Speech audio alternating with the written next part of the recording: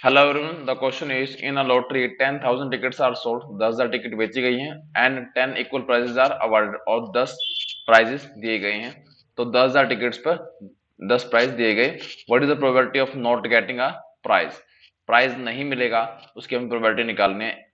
और if you buy one ticket, first part में one ticket पूछा है, सेकंड पार्ट में अगर दो टिकट पर अगर परचेज करते हो तो क्या कितनी प्रोबेबिलिटी रहेगी कि आपको प्राइस नहीं मिलेगा।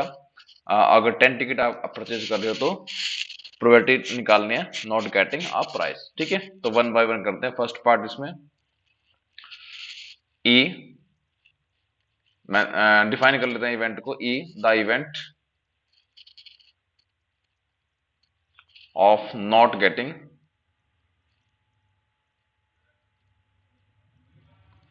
अ प्राइस। ठीक है, हमें प्रोबेबिलिटी ऑफ ई निकालनी है। तो सबसे पहले जो क्वेश्चन दिया हुआ है 10,000 टिकट थी 10,000 और उसमें से 10 टिकट ऐसी थी जिन पर प्राइस था और 9,990 टिकट थी जिन पे कोई प्राइस नहीं था। मीन्स इन पे प्राइस था और इन पर कोई भी प्राइस नहीं था,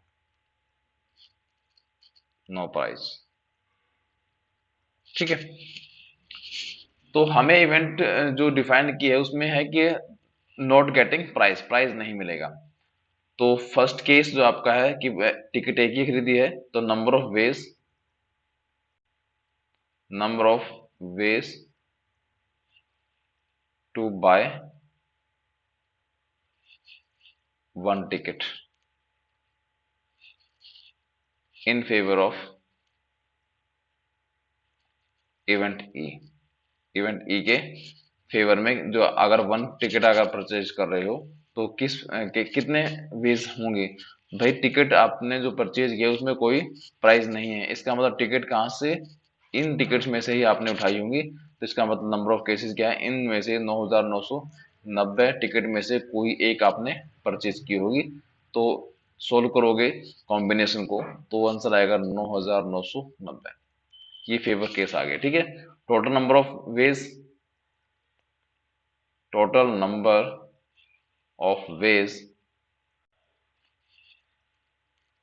विल बी इक्वल टू 10,000 में से कोई भी एक हमने बाय की होगी, तो इसका आंसर आ जाएगा 10,000। ठीक है, तो प्रोबेबिलिटी निकालनी है, probability of E that will be equal to favourable cases हमारे पास है 9,990, टोटल केस हमारे पास है 10,000। ठीक है, यहाँ से जीरो जीरो कैंसिल, तो मेरे पास आया 9,999 divide by, sorry 999 divide by 1,000। ठीक है, तो यहाँ से जब आप डेसिमल में अगर इसको करना चाहते हो तो ये आंसर आएगा 0.999। ये तो फर्स्ट पार्ट का आंसर है। ठीक है, सेकंड पार्ट में हमने टिकट दो परचेज करनी है, तो दो टिकट किस में से परचेज करोगे, क्योंकि हमने प्राइस तो लिया नहीं है सेकंड पार्ट में। तो नंबर ऑफ वेज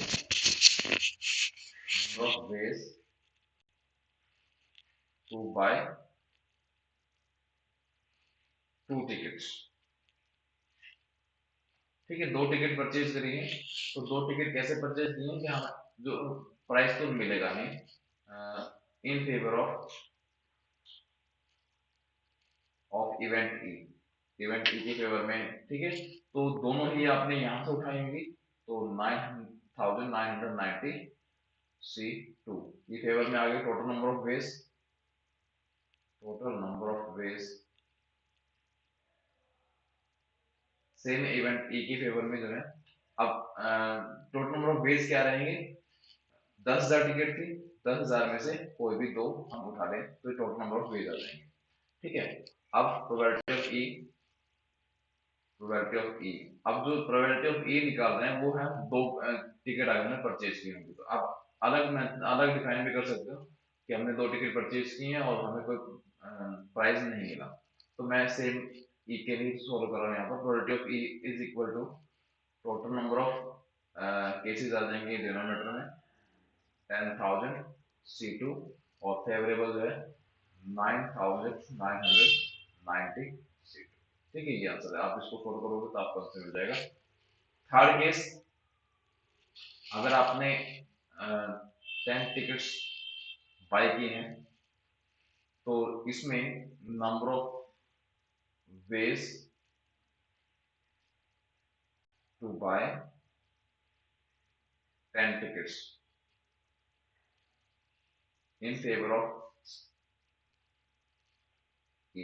ई के फेवर मतलब कि हमें प्राइस नहीं मिला, तो ये आपका आ जाएगा 10,000,